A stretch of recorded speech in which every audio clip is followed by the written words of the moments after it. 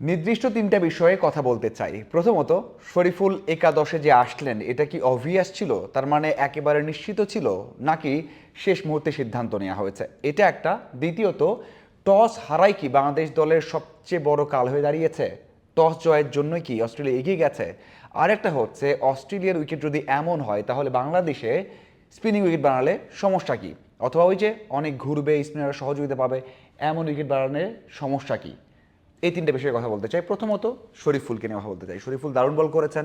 বাংলাদেশ যে লজ্জা থেকে বেঁচেছে তার অন্যতম কারণ হচ্ছে শরীফুলের 6 উইকেট। দেখুন, আমি এর আগেও বলেছিলাম যে বাংলাদেশের বোলিং অ্যাটাকে শরীফুল অবভিয়াস, মানে হচ্ছে একেবারে নিশ্চিত। তবে খেয়াল করে দেখবেন ওডিআই অথবা টি-20তে বাহাতি বোলার আছেন মুস্তাফিজুর রহমান, এই জন্য 6টা উইকেট নেওয়ার পরের ম্যাচেই কিন্তু সুযোগ হয় না শরীফুলের। কারণ আমরা সবাই দেখেছি যে অস্ট্রেলিয়ার বিপক্ষেই 6 উইকেট নিয়েছেন এখানেই, মানে মিরপুরে।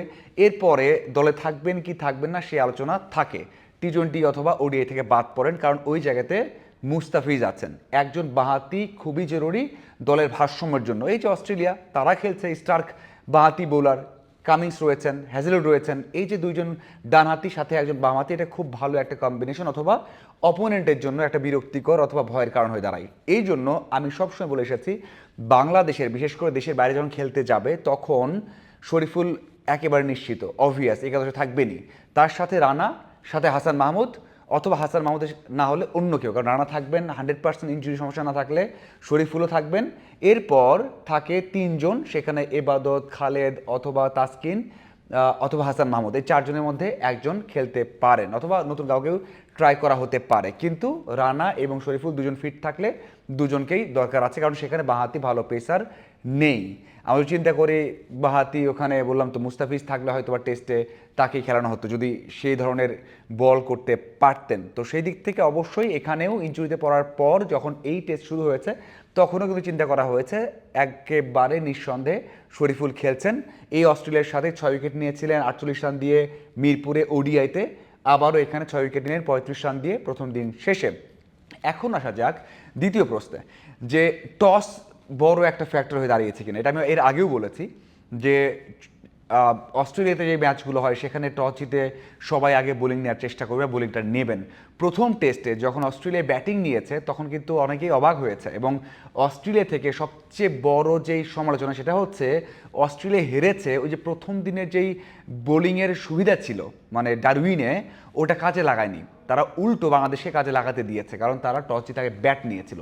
সেখানে এটাও বলা হয়েছে, ম্যাকগ্রা থেকে শুরু করে যারা কথা বলেছেন, গ্লেসপি থেকে শুরু করে, গিলক্রিস্ট থেকে শুরু করে, পন্টিং থেকে শুরু, যারাই কথা বলেছেন ওই একটা জায়গাতেই বলেছেন যে উইকেট তো বড় ফ্যাক্টর। সেখানে টস জিতে অস্ট্রেলিয়া আগে ফিল্ডিং না নিয়ে ভুল করেছে, ব্যাটিং নিয়েছে, এবং সেজন্য তারা কিন্তু হেরেছে। এই ম্যাচে কি হয়েছে, এই ম্যাচেও কিন্তু বাংলাদেশ দল যদি আগে বল করতো নিঃসন্দেহে অস্ট্রেলিয়ার অবস্থা একই রকম হতো। হয়তো বা 64 রানে অল আউট হতো না, 180, 170 বা 150 রানে অল আউট হতে পারতো। সেটা আমরা দ্বিতীয় ইনিংস দেখেই বুঝতে পারছি, মানে অস্ট্রেলিয়ার ফার্স্ট ইনিংস দেখেই বুঝতে পারছি। তো এখানে অবশ্যই টস একটা বড় ফ্যাক্টর হিসেবে কাজ করেছে। এটা আমি আগেও বলেছি, প্রিভিউতেও বলেছি যে টসটা খুবই ভালো একটা রোল প্লে করবে, এবং সেটাই কিন্তু হয়েছে।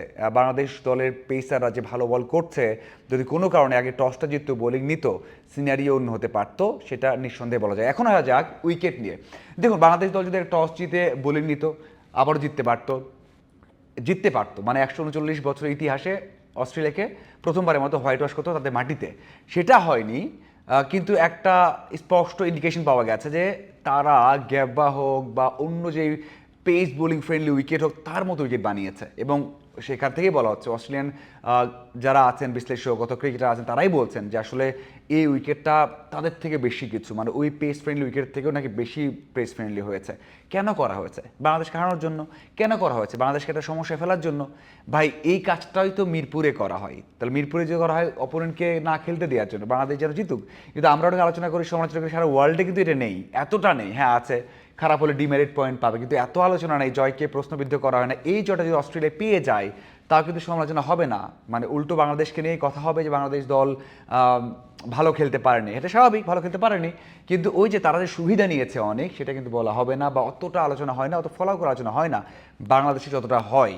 আমার মনে হয় এটাই বলা উচিত যে মিরপুর এবং ম্যাক্কাই একই অবস্থা। বাংলাদেশ চায় মিরপুরের সহযোগিতা কাজে লাগাতে, এবং অস্ট্রেলিয়া চেয়েছে ম্যাকের সহযোগিতা কাজে লাগাতে, যদিও তারা এত শক্তিশালী দল তারা হয়তো বা সেভাবে না দেখলেও পারতো, কিন্তু প্রথম টেস্ট হারের পর তারা নিশ্চিত হয়ে গেছে সুবিধা ছাড়া তারা জিততে পারবে না। সুবিধা দরকার, না ছাড়া কিন্তু তারা বড় একটা অপমানের মুখে পড়তে পারে, লজ্জার মুখে পড়তে পারে, এবং ওই যে টেস্ট চ্যাম্পিয়নশিপ ফাইনাল খেলা সেখানেও সমস্যায় পড়তে পারে। এই জন্য তারা কিন্তু সর্বোচ্চ সুবিধা নিয়েই ওই যে মিরপুরের মতো উইকেট বানিয়ে তারা কিন্তু জয়ের একটা পথ তৈরি করেছে। সো এই জন্যই বলবো যে অবশ্যই বাংলাদেশ দলকে তারা বিপদে ফেলার জন্য এমন উইকেট করেছে। একটা ছোটো ছোটো কথা বলে শেষ করতে চাই, সেটা হচ্ছে যে বাংলাদেশ দল প্রথম যে ম্যাচ জয় পেয়েছে এটা ফ্লুক ছিল কিনা।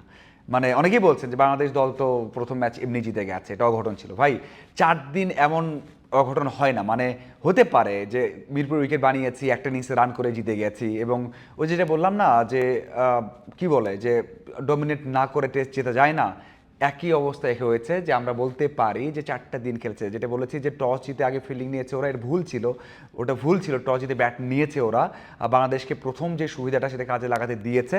এই ভুল ছাড়া বাংলাদেশ দল পুরোটা 4টা দিন পুরোটা টেস্ট দারুণ খেলেছিল, সেখানে কোনো ফ্লুক ছিল না, সেখানে কোনো অঘটন ছিল না। বাংলাদেশ দল দারুণ খেলেই ওই ম্যাচটা জিতেছে। তবে একটা বিষয় যেটা আমি বলতে চাই সেটা হচ্ছে, আপনাদের সাথে একমত আমি, সেটা হচ্ছে বাংলাদেশ দলের ধারাবাহিকতা নেই। এই জন্যই বলা হয় যে বাংলাদেশ দল ফ্লুকে অথবা হঠাৎ করে জিতে যায় বা অঘটন ঘটায়। বাংলাদেশ দল অঘটন ঘটায়নি, বাংলাদেশ দলের সামর্থ্য আছে, কিন্তু ওই সামর্থ্য অনুযায়ী ধারাবাহিকতা রাখতে পারে না। এটা হচ্ছে বড় প্রশ্ন বা বড় একটা কথা। আপনাদের কি মনে হয় অবশ্যই জানাবেন। ধন্যবাদ সবাইকে।